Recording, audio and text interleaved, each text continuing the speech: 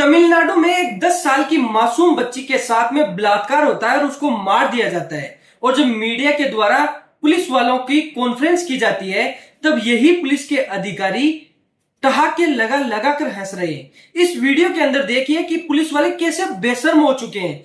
एक परिवार के साथ में घटना हो जाती है, उनकी बच्ची को मार दिया जाता है, रेप जैसी घिनौनी हरकत उसके साथ में होती है और इन अधिकारियों की शर्म मर चुकी है कि ये ठहाके लगा लगा कर हंस रहे हैं। एक तरफ हमारे देश के सर्वोच्च पदों पर बैठे लोग इंडिया के यूथ को कॉकरोच बोलते हैं और उनका अपमान करते हैं, और दूसरी तरफ जब किसी बच्ची के साथ में बलात्कार हो जाता है, उसके साथ में ऐसा जघन्य अपराध हो जाता है, उसके बाद में इन अधिकारियों को हंसी आती है। सोचिए कि अगर आप ही की बेटी के साथ में ऐसा कोई जघन्य अपराध होता, तब भी क्या आप यूं ही दांत निकालते अपने? अरे हमारा देश बलात्कार मुक्त भारत कब बनेगा? कब? ये विश्व गुरु की तो छोड़िए, आप विश्व गुरु बाद में बना लेना, पहले इस देश को बलात्कार मुक्त बना लो। यही सरकार रातों रात जब नोटबंदी करवा सकती है, बड़े बड़े युद्ध रोकने की बातें कही जाती है, तो क्या रातों रात इन रेप करने वालों को फांसी नहीं दी जा सकती?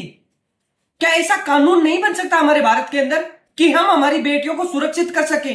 जब यही पीड़ित परिवार इन पुलिस वालों के पास में अपनी एफआईआर दर्ज करवाने जाते हैं, ये लिखवाने के लिए कि हमारी बेटी के साथ में दुष्कर्म हुआ है, उसके साथ अन्याय हुआ है, हमें न्याय दिलाइए, तब ये ना जाने कैसे कैसे सवाल उनसे करते हैं और उनको अंदर ही अंदर जलील कर देते हैं। अरे भाई साहब, आप मंचों के ऊपर खड़े होकर बड़े बड़े नारे देते हो, बेटी बचाओ बेटी पढ़ाओ। अरे कहां बच रही है हमारी बेटियां? बच कहां रही है? सुबह से शाम होती है तब तक ना जाने हमारे देश में कितनी बच्चियों के साथ में बलात्कार जैसे घिनौने अपराध हो जाते हैं, लेकिन न्याय कितनों को मिलता है? सरकार का और सिस्टम का तो बस एक फंडा हो गया है, इन अपराधियों को पकड़ो, इन दरिंदों को पकड़ो, कुछ दिन जेल के अंदर दाल रोटी खिलाओ और फिर बाद में जनता के अंदर मुंह ठंडा हो जाता है तो इनको बाहर निकाल दो और इनको या तो अपने कोई पर्सनल काम करवाओ, इनसे कोई गुंडागर्दी वाले, किसी को डराना धमकाना ऐसे कोई काम करवाओ, या फिर इनको टिकट दे दो और इनको बड़े अच्छे से इनका स्वागत करो। ये बच गया हमारे देश के अंदर बेटियों के नाम के ऊपर।